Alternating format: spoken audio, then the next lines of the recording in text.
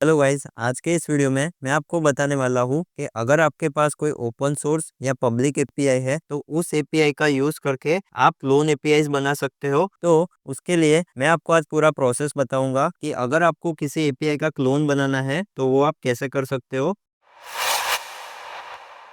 में एक बहुत ही फेमस एपीआई है जो कि ओपन सोर्स एपीआई है जिसका नाम है रेस्ट कंट्रीज, तो इसका यूज करने वाला हूँ। ये एपीआई बेसिकली क्या करती है कि हमें दुनिया में जितनी भी सारी कंट्रीज है उस कंट्री के बारे में इंफॉर्मेशन प्रोवाइड करती है। लाइक उसका नाम क्या है, उसका फ्लैग क्या है, वो हमें यहाँ पे दिखाती है। तो देखिए, अगर मैं इस एपीआई को टेस्ट करूँ तो टेस्ट करने के लिए मैं यहाँ पे सबसे पहले थंडर क्लाइंट में जाऊंगा और यहाँ पे ऑलरेडी मैंने एक बार टेस्ट किया हुआ है, तो यहाँ पे मैं पेस्ट करूंगा और सिंपल यहाँ पे सेंड पे क्लिक करूंगा। तो यहाँ पे मुझे कुछ रिस्पॉन्स मिलेगा और उस रिस्पॉन्स के अंदर यहाँ पे आप देख सकते हो कि यहाँ पे बहुत सारी कंट्रीज के नाम लिखे हुए हैं जैसे कि बारबेडोस। और अगर मैं इसे जरा सा स्क्रॉल करूँ नीचे तो यहाँ पे मुझे और भी कंट्रीज के बारे में डिटेल मिलेगी। लाइक यहाँ पे इसका कॉन्टिनेंट क्या है। तो इस एपीआई का यूज करके मैं कंट्रीज के बारे में इंफॉर्मेशन ले सकता हूँ। अब मुझे इसका क्लोन बनाना है और मुझे अपने डोमेन के थ्रू इंटरनली इस एपीआई का यूज कैसे कर सकता हूँ। देखिए, इसके लिए मैं क्या करूंगा,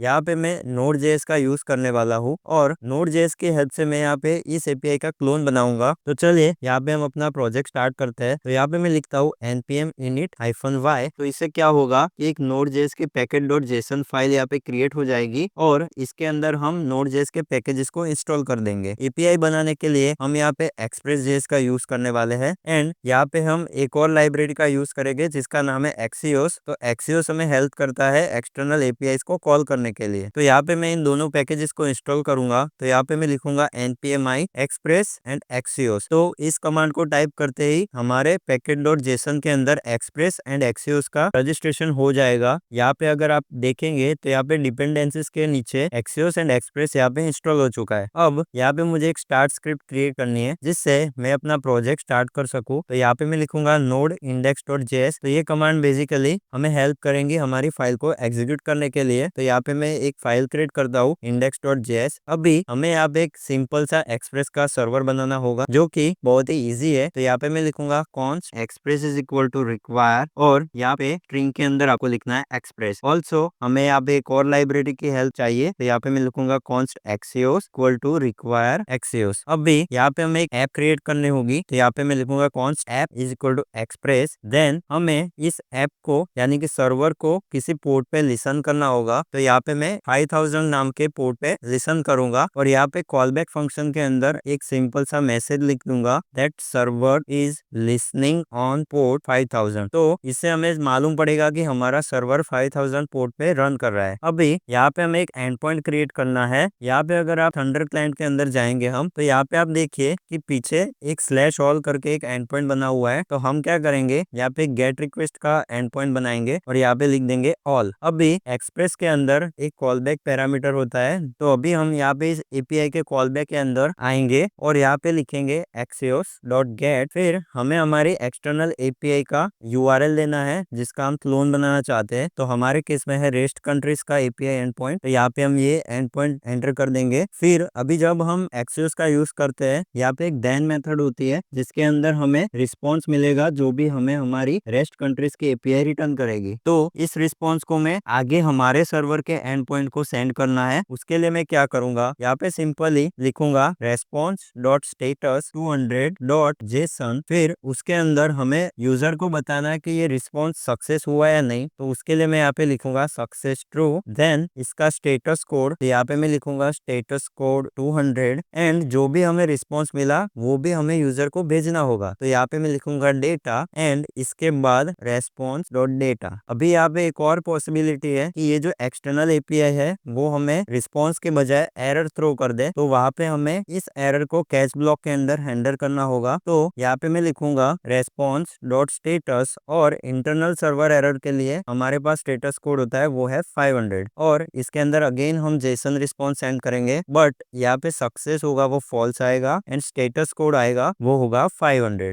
और यहाँ पे हम डेटा जो सेंड करेंगे वो होगा नल, बिकॉज हमारा जो ये एक्सटर्नल एपीआई है वो हमें एरर थ्रो कर रहा है तो हम कुछ डेटा भेज नहीं सकते। अभी हमें क्या करना है, यहाँ पे हमें अभी हमारा एक्सप्रेस सर्वर को स्टार्ट करना है। तो इसके लिए मैं यहाँ पे npm start लिखूंगा और यहाँ पे मैं न्यू रिक्वेस्ट पे क्लिक करूंगा। अभी यहाँ पे हमें हमारी जो ऐप है जो कि लोकल होस्ट 5000 पे चल रही है, तो यहाँ पे मैं एंड पॉइंट का यूआरएल लिखूंगा। तो यहाँ पे मैंने लिख दिया 5000 और हमने जो एंड पॉइंट बनाया वो है /all। तो यहाँ पे मैं सेंड पे क्लिक करूंगा तो यहाँ पे मुझे सेम रिस्पॉन्स मिलेगा जो कि मुझे इस रेस्ट कंट्रीज वाली एपीआई में मिल रहा था। लेकिन यहाँ पे हमने जो कुछ एक्स्ट्रा पैरामीटर्स ऐड किए वो आ गए हैं और हमारा सारा एपीआई का रिस्पॉन्स इस डेटा की के अंदर आ गया है। तो कुछ इस तरह से आप Node.js के अंदर या फिर किसी भी लैंग्वेज के अंदर एपीआई को क्लोन कर सकते हो। तो आई होप आपको ये वीडियो पसंद आया होगा, और अगर पसंद आया तो इस वीडियो को लाइक एंड शेयर कर दीजिए। तो मिलते हैं अगले वीडियो में।